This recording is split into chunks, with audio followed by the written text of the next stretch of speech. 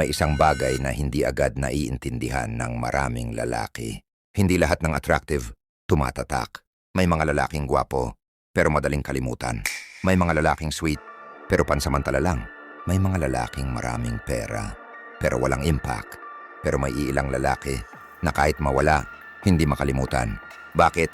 Dahil hindi sila ordinaryong lalaki. May energy silang mahirap palitan. May presence silang hindi kayang i-ignore. At higit sa lahat, may mga katangian silang tahimik pero malalim ang epekto sa isip at emosyon ng babae. Sabi ni Niccolo Machiavelli sa The Prince, "It is much safer to be feared than loved if one cannot be both." At sa modernong relasyon, hindi ibig sabihin nito na dapat kang maging masama. Ibig sabihin nito, ang lalaking may respeto sa sarili, may presence na hindi madaling balewalain. Sa video na ito, pag-uusapan natin ang sotro katangian ng lalaking tumatatak sa babae gamit ang dark psychology, female psychology, at brutal na katotohanan ng attraction. At kung lalaki kang gustong maging unforgettable, hindi ka dapat umasa lang sa looks. Kailangan mong baguhin ang paraan ng pagdadala mo sa sarili mo. Bago tayo magsimula, kung hindi ka nakasubscribe sa channel na ito, malamang hindi na tayo muling magkikita. Pero kung subscriber na kita, congratulations. Araw-araw kang natututo ng tunay na psychology. Una, hindi siya desperado sa attention. May isang bagay na hindi kailangang sabihin ng isang lalaki para maramdaman ng babae. At iyon ay desperation. Tahimik ito, pero obvious. Makikita sa paraan ng pag-chat, sa paraan ng paghihintay, sa paraan ng paghabol, sa paraan ng pagkawala ng sariling mundo. Kapag may isang babaeng dumating, at ito ang hindi naiintindihan ng maraming lalaki. Habang mas desperado kang mapansin, mas lalo kang nawawala ng impact. Sa simula, hindi mo naman agad napapansin dahil iniisip mo, normal lang magmahal, normal lang mag-effort, normal lang maging available. Eto, walang masama sa effort, walang masama sa pagmamahal. Ang problema, kapag doon na umiikot ang identity mo, kapag nakadepende na ang mood mo sa reply niya, kapag nasisira na ang araw mo, kapag malamig siya, kapag hindi ka na makapag-focus dahil lang hindi siya nagparamdam, kapag handa mong iwan ang priorities mo para lang mapansin ka, at doon nagsisimula ang pagkawala ng presence ng isang lalaki. Mapapansin mo ito sa mga lalaking laging online para sa isang babae, laging unang nagme-message, laging naghihintay, laging available, laging takot mawalan. At habang ginagawa nila iyon, hindi nila namamalayan, unti-unti nilang ibinibigay ang emotional control sa psychology. Kapag masyadong available ang isang tao, unti-unti siyang nawawalan ng perceived value. Bakit? Dahil ang bagay na laging nandyan, bihirang pahalagahan. Sabi ni Arthur Schopenhauer, "We lose 3/4 of ourselves in order to be like other people." At maraming lalaki dito nawawala hindi dahil kulang sila, kundi dahil sobrang gusto nilang mapilit na handa nilang iwan ang sarili nilang identity. Bigla nilang binabago ang schedule nila, mga hobbies nila, mga goals nila, mga kaibigan nila, mga pangarap nila, lahat para lang magkasya sa buhay ng isang babae. At ang masakit, habang mas ginagawa nila iyon, mas lalo silang nagiging ordinaryo. Bakit? Dahil ang lalaking walang sariling mundo, hindi exciting, hindi inspiring, hindi unforgettable. Sa female psychology, ang lalaking tumatatak ay hindi iyong laging available, kundi iyong may sariling direksyon, may sariling mission, may sariling focus, may sariling buhay na hindi umiikot sa validation ng ibang tao. Sabi ni Friedrich Nietzsche, "He who has a why to live can bear almost anyhow." Kapag may purpose ang isang lalaki, hindi siya madaling maubos sa emotions, hindi siya madaling ma-addict sa attention, hindi siya madaling matakot mawalan. Bakit? Dahil bago pa dumating ang babae, may buhay na siyang binubuo, at iyan ang energy na mahirap palitan. Dahil ang lalaking hindi desperado, kalmado. Hindi siya nag-overreact sa delayed reply. Hindi siya nawawala sa sarili kapag may mixed signals. Hindi siya naghahabol kapag malamig ang treatment. Hindi siya nagmamakaawa para sa consistency. At iyan ang difference. Ang lalaking naghahanap ng validation at lalaking may self-respect. Ang una, takot mawalan ng babae. Ang pangalawa, takot mawalan ng sarili, at iyon ang dahilan kung bakit mas tumatatak ang lalaking may boundaries, may emotional control, May standards dahil sa mundo ngayon, napakaraming lalaki ang willing gawin ang lahat para lang mapansin. Kaya ang lalaking hindi desperado, biglang nagiging rare. At tandaan mo ito, ang pagiging detached, hindi ibig sabihin wala kang pakialam. Ibig sabihin lang, hindi mo hinahayaan na kontrolin ang atensyon ng ibang tao, ang value mo. Kaya sa susunod, kapag pakiramdam mong umiikot na ang emotions mo sa atensyon ng isang babae, huwag mo agad tanungin, paano ko siya makukuha? Mas magandang tanungin, bakit kailangan ko ng validation niya para maramdaman kong may halaga ako? Dahil ang lalaking tunay na tumatatak, hindi yung pinakamalakas manligaw, hindi yung pinakamagaling magsalita, hindi yung pinakagwapo, kundi yung lalaking kahit walang approval ng ibang tao, buo pa rin ang pagkatao. At ang lalaking buo, hindi hinahabol ang atensyon, siya ang hinahanap. Pangalawa, marunong siyang manahimik. Sa mundo ngayon, maraming lalaki ang akala nila kailangan nilang maging maingay para mapansin. Kailangan nilang magyabang, kailangan nilang magpakitang gilas, kailangan nilang laging may opinion, kailangan nilang laging may patunay na malakas sila. Pero heto ang bagay na bihirang maintindihan ng karamihan. Ang tunay na confidence, hindi maingay, kalmado, tahimik, kontrolado. At iyan ang klase ng lalaking mahirap kalimutan ng babae dahil sa female psychology. Isa sa pinaka-attractive na traits ay emotional control, hindi perfection, hindi pera, hindi looks, kundi ang kakayahang manatiling composed kahit magulo ang sitwasyon. Mapapansin mo ito sa maraming lalaki. Kapag hindi na-replyan, biglang paranoid, biglang overthink, biglang sunod-sunod ang chat, biglang emotional kapag may kaunting rejection, biglang defensive, biglang galit, biglang mayabang, biglang nangmamaliit. Kapag may disagreement, hindi mapakali hanggat hindi nananalo. At habang ginagawa nila iyon, hindi nila napapansing. Unti-unti nilang ipinapakita na emosyon ang may control sa kanila. At sa psychology, ang taong hindi kayang kontrolin ang emosyon niya, mahirap pagkatiwalaan. Bakit? Dahil unpredictable siya, reactive siya. Madaling matrigger, madaling manipulahin. Pero ang lalaking tumatatak, iba. Kapag may pressure, hindi siya agad sumasabog. Kapag may misunderstanding, hindi siya nagwawala. Kapag may rejection, hindi siya nawawala sa sarili. Kapag may conflict, hindi siya naghahanap agad ng validation. Tahimik siya, pero stable. Kalma siya, pero may presence. At yan ang klase ng energy na bihirang makita ngayon. Sabi ni Sun Tzu sa The Art of War, the supreme art of war is to subdue the enemy without fighting. Pakinggan mong mabuti iyon, without fighting. Dahil ang tunay na lakas, hindi laging kailangang ipakita. At maraming lalaki, dito nagkakamali. Akala nila, kapag tahimik ka, mahina ka. Kapag hindi ka sumagot, talo ka. Kapag hindi ka nag-react, wala kang pakialam. Pero sa dark psychology, ang taong kayang kontrolin ang emosyon niya may mas malaking power. Bakit? Dahil hindi siya madaling basahin, hindi siya madaling manipulahin, hindi siya madaling i-trigger. At ang taong hindi madaling kontrolin, natural na nirerespeto. Sa female psychology, napakalakas ng impact ng lalaking emotionally grounded. Dahil habang karamihan, reactive, may isang lalaking kalmado. Habang karamihan, naghahabol ng attention, may isang lalaking tahimik lang. Habang karamihan, pilit na pinapatunayan ang value nila, may isang lalaking hindi kailangang magsalita para maramdaman ang presence niya. At iyan ang tinatawag na silent power. Hindi dahil malamig siya, hindi dahil emotionless siya, kundi dahil hindi niya kailangang ipagsigawan kung sino siya. At heto ang brutal na katotohanan. Ang lalaking walang control sa emotions niya, madaling kontrolin ng ibang tao. Kapag alam ng babae na kaya kanyang paikutin gamit lang ang attention, kaya kanyang sirain gamit lang ang silence, kaya kanyang guluhin gamit lang ang mixed signals, unti-unti kang nawawalan ng power. Sabi ni Carl Jung, everything that irritates us about others can lead us to an understanding of ourselves.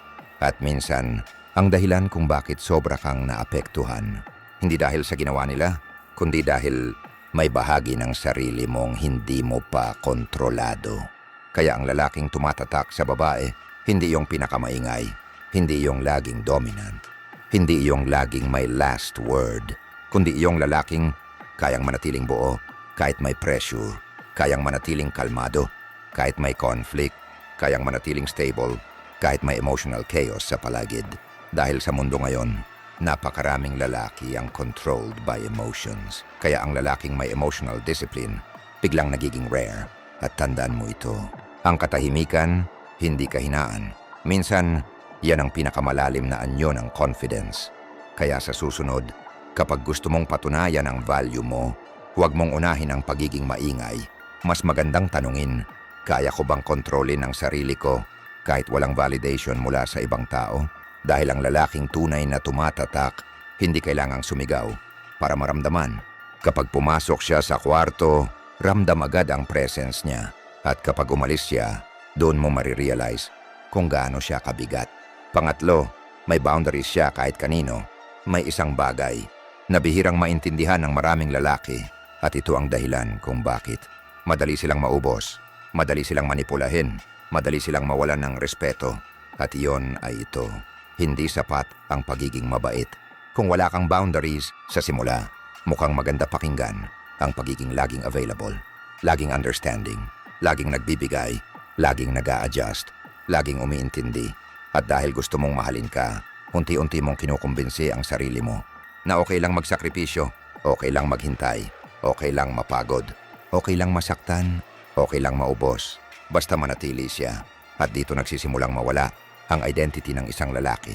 Dahil habang mas pinipilit niyang i-please to ang ibang tao, mas lalo niyang kinakalimutan kung ano ba talaga ang deserve niya. Mapapansin mo ito sa mga lalaking kahit disrespectful na ang treatment, nandyan pa rin, kahit ginagamit na nagbibigay pa rin, kahit malinaw ng option lang sila, umaasa pa rin. Bakit? Dahil takot silang mawalan, takot silang mapalitan, takot silang maiwan. At sa takot nilang mawalan ng tao, unti-unti nilang nawawala ang sarili nila. Pero ang lalaking tumatatak sa babae, iba, marunong siyang magmahal, pero marunong din siyang tumigil. Marunong siyang magbigay, pero marunong din siyang umatras. Marunong siyang umintindi, pero hindi niya hinahayaang abusuhin ng kabaitan niya. At iyan ang difference. Ang lalaking may self-respect sa psychology, ang taong may boundaries, mas nire-respeto. Bakit? Dahil ipinapakita niyang hindi siya desperado sa validation, hindi siya takot mawalan, hindi siya madaling kontrolin gamit ang emotions. Sabi ni Friedrich Nietzsche, "He who cannot obey himself will be commanded."